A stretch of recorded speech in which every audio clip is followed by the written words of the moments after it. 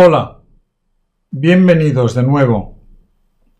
Vamos a continuar con una sesión sobre el tema general es escatología. Hemos ya apuntado en otra sesión el análisis de la epistemología.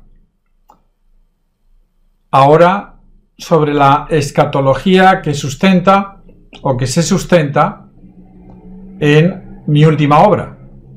Esta obra que aquí les muestro sobre poder, anarquía y comunidad. Referíamos en la presentación o en la sesión sobre epistemología esa tensión, esa pulsión contraria a la que nos ha abocado la modernidad entre realidad y conocimiento. Ahora vamos a referirnos a otra pulsión, a otro enfrentamiento, a otro debate, el que existe entre historia y progreso.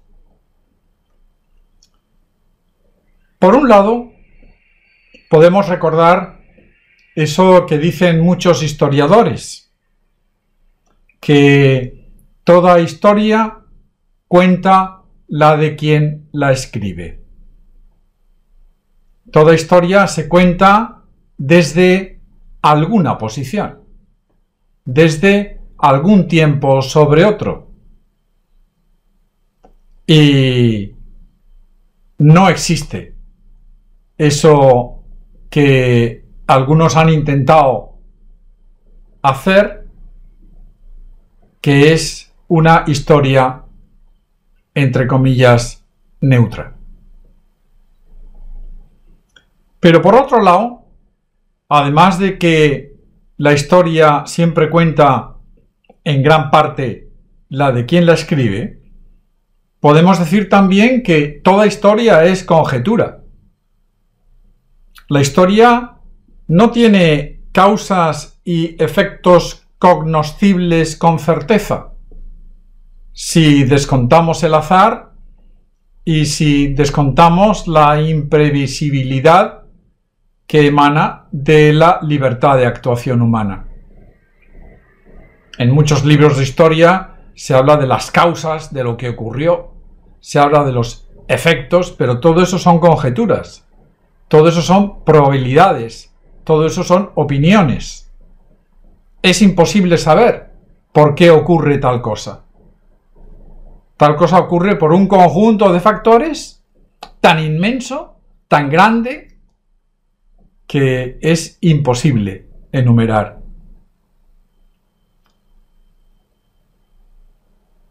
Otro problema que surge a la hora de estudiar la historia, de trabajar con la historia, es el de los sujetos históricos. Los sujetos históricos los fabricamos al escribir la historia. Los sujetos históricos, en terminología weberiana, son tipos ideales. Son personajes que no hemos conocido y que hemos convertido en un tipo ideal. O si no son personajes, son grupos, agrupaciones de gente, cosas tan, yo les he llamado alguna vez tóxicas, como eso que llamamos nación. Hay un escrito mío por ahí que se llama Patria, Pueblo, País y Nación, en el que hablo de ese tema. Ahora no voy a entrar en ese asunto. Pero hablando de los sujetos históricos, no hemos de dejar pasar el hecho de que todo sujeto no necesariamente es agente. Hay sujetos pasivos. Y por otro lado, que no todo agente histórico es sujeto, porque hay objetos que han sido sujetos históricos. La plaga, por ejemplo. La relación de la historia con el así llamado progreso ha sido algo que se ha estudiado muchísimo. Debemos de saber distinguir el progreso del desarrollo.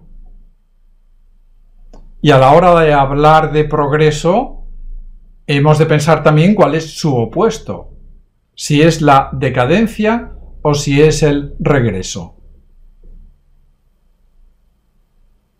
¿Qué queremos decir cuando calificamos a alguien o algo de progresista? ¿Que cree en el progreso lineal? Vaya tontería. Nunca se puede saber si progresamos o regresamos, si avanzamos o volvemos, si hay algo cíclico o no. Solamente eso se puede saber a posteriori.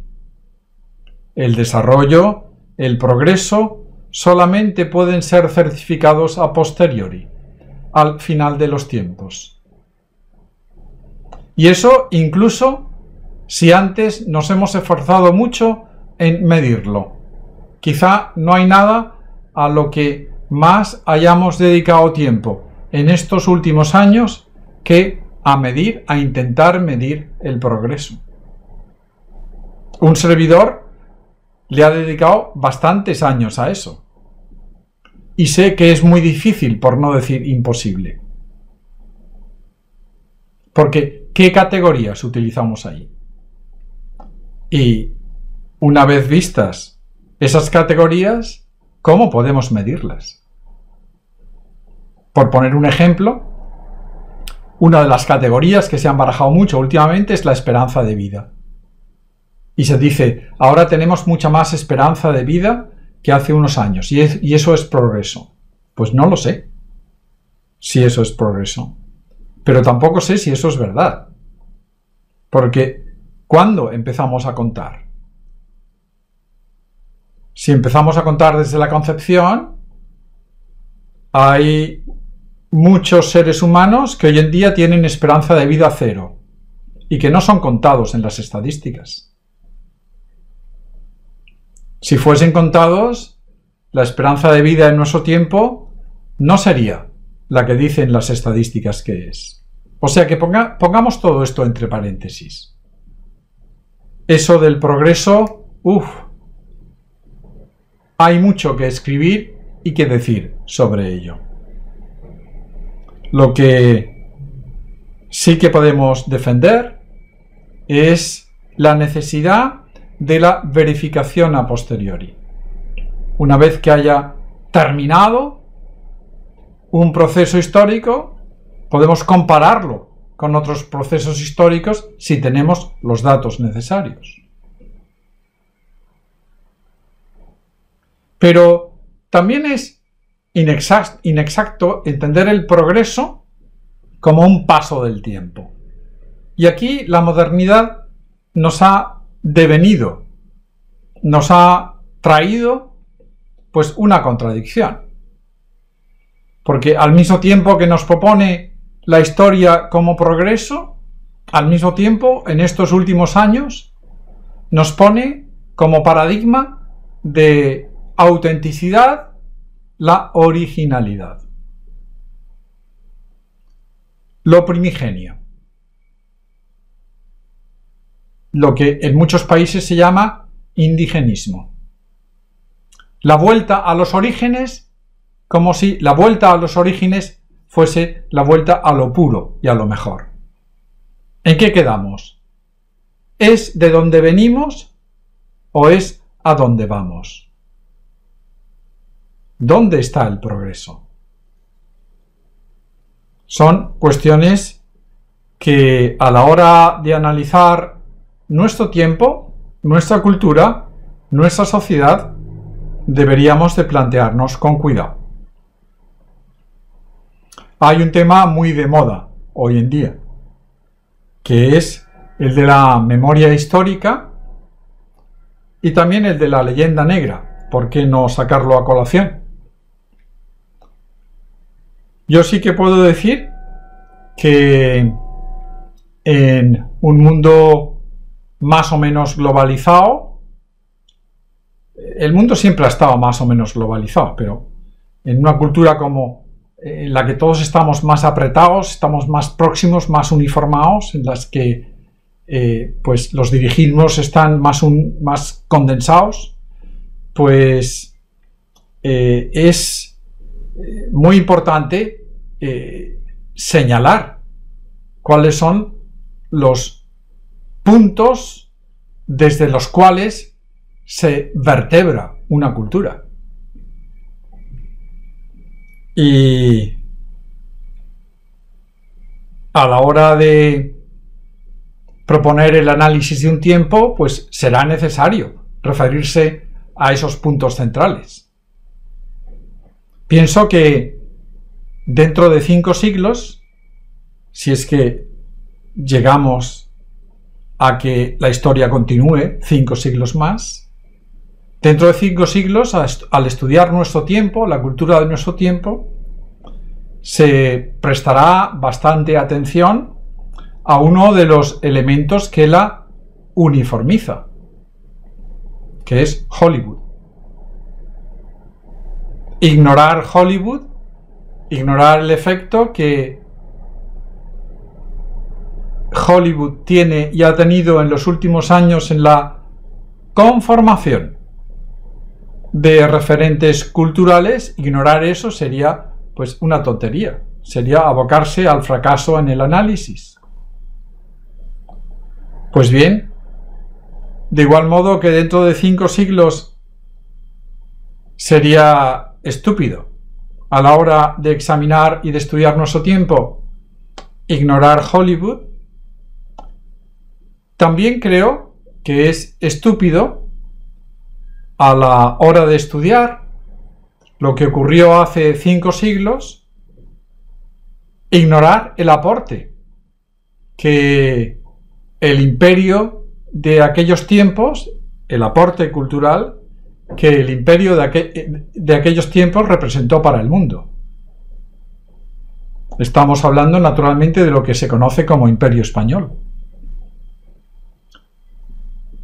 De igual manera que se hace continua referencia en el estudio de la antigüedad al aporte cultural del Imperio Romano, debería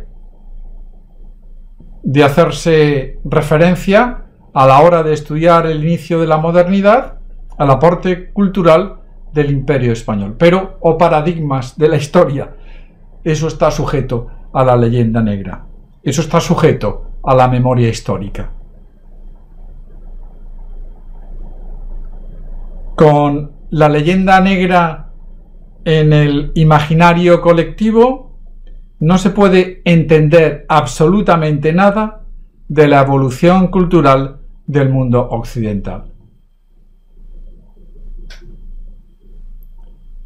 Y esto es muy importante, porque esto deja fuera de juego a muchos de los que ahora escriben historia, a muchos de los que ahora escriben sobre la evolución cultural de la modernidad, a muchos de los que ahora hacen sociología, historia comparada, evolución de las culturas.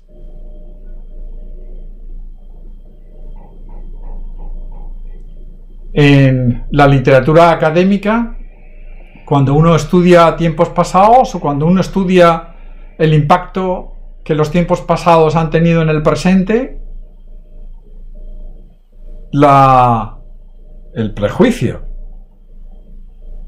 de la leyenda negra tiene un efecto de borrador. No sirve. No sirve ignorarla. Todo lo que se escriba ignorándola no sirve.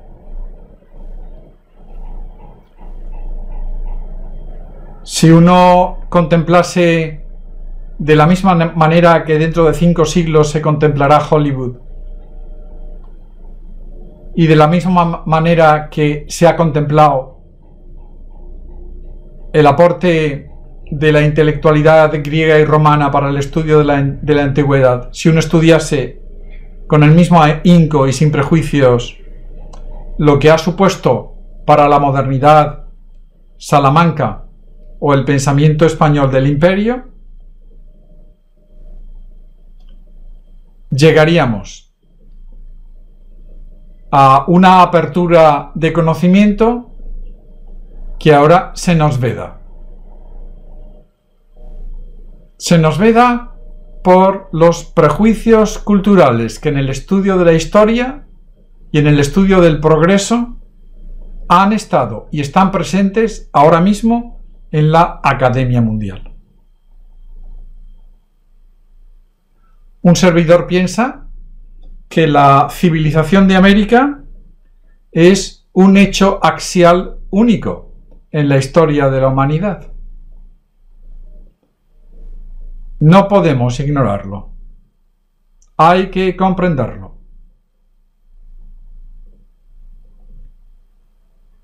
Hay aquí una rémora que a todos los que hablamos castellano nos ata e impide avanzar en el desarrollo y en el aporte intelectual del mundo presente. Todos nos preocupamos mucho de lo que dirán de nosotros. Y como queremos que de nosotros digan bien, decimos, no quiero ser como tú piensas que fueron mis antepasados. Y en ese esfuerzo, en ese no querer ser así, yo me olvido de ser como pienso que fueron, debido a un complejo de inferioridad que me hace a mí dependiente de ti y que me produce una especie de inmadurez colectiva, un autonegacionismo que es intelectualmente castrante y sumiso.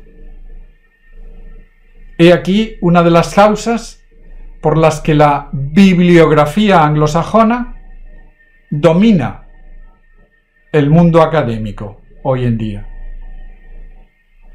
Y cuando uno va a estudiar el progreso, cuando uno va a comprender qué es eso del progreso, uno va necesariamente a esa bibliografía. En mi opinión, es algo que deberíamos de revisar. ¿Cuánto nos falta por conocer? Por conocer de nosotros mismos como humanidad. Por conocer sectorialmente de periodos de nuestra historia que están como vacíos, que son como agujeros negros en los que nadie se atreve a introducirse. Es necesario que en el mundo académico nos dotemos de mayor libertad. ¡Qué horrible! ¡Qué horrible es el imperativo de la cultura de la cancelación en la academia! No estamos abogando por una ilimitada libertad de cátedra, pero sí que abogamos porque ningún poder extraño a la academia nos imponga un modo de pensar y un modo de investigar. El progreso. ¿Somos progresistas? ¿Qué quiere decir eso? En un libro que escribí hace años, que se llama La salud social, y al que hago bastante referencia en este último, hice un intento de medición de progreso y propuse ahí el índice relativo de salud social como alternativa al índice de desarrollo humano estudiado por las Naciones Unidas. Pienso que los seres humanos, a la hora de hablar de progreso, debemos de fijarnos fundamentalmente en la vida, en la cantidad y en la calidad de vida humana. Estamos hablando de progreso humano.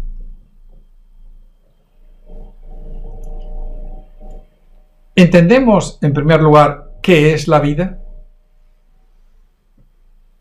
¿Entendemos cuándo empieza, cuándo termina? ¿Entendemos cuál es el fin de la vida?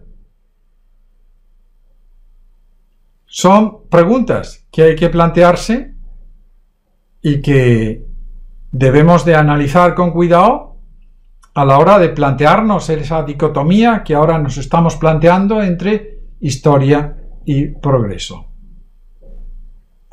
¿Cuánto daño ha hecho para el avance de la cultura la sectorialización de la vida académica? Ese compartir el saber y esa falta de comunicación que existe ahora entre las diversas ramas de saber.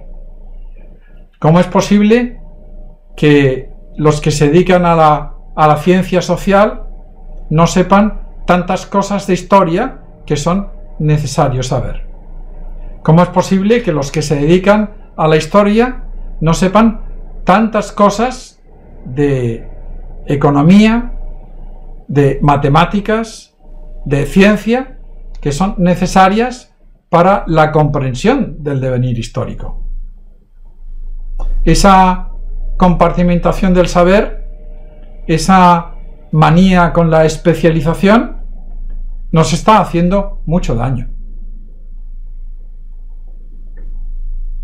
Y fijémonos en la política contemporánea. Si alguien tiene obligación de saber, es quien detenta el poder. Y nos damos cuenta muchas veces de que quienes detentan el poder, quienes sustentan las estructuras de poder en el mundo actual, son los que menos saben. No es paradójico. Es la lógica consecuencia de unos eventos que se suceden y que tienen que ver con la perpetuación de estructuras de poder que son inadecuadas. Hablamos en este libro mucho de comunidad, mucho de sociedad civil, mucho de vida humana como algo positivo. Y hablamos también como algo negativo de la ambición de poder,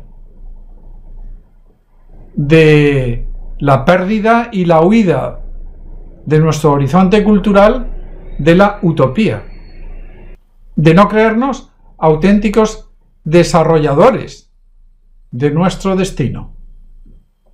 En definitiva, de no creernos capaces de ser protagonistas de esa historia que construimos con el ejercicio de la libertad. Los que han estudiado historia comparada, historia de las culturas, han hablado de némesis y de mímesis, de uniformidad y de creatividad. Tiempo es este en el que estamos, tiempo es para la creatividad, para inventarnos unas nuevas maneras de vivir, para ver en las estructuras de poder que nos conducen los perennes defectos que la modernidad ha ido incorporando y que nos han convertido a todos los humanos en seres no ya dependientes horizontalmente, que lo somos unos de otros, sino dependientes verticalmente de decisiones, de actitudes, de rutinas, de programas, de relatos, de construcciones que nos convierten en sumisos esclavos de unos paradigmas culturales en franca decadencia. Son los paradigmas culturales de la modernidad. Unos paradigmas que se han edificado sobre la negación, sobre la mentira, sobre la oclusión de memorias necesarias para la comprensión del humano. Hemos mencionado una de ellas, la leyenda negra. Tenemos otras al abasto. Las construcciones de memoria histórica que tan de moda están en tantos países hoy en día. Muchas gracias.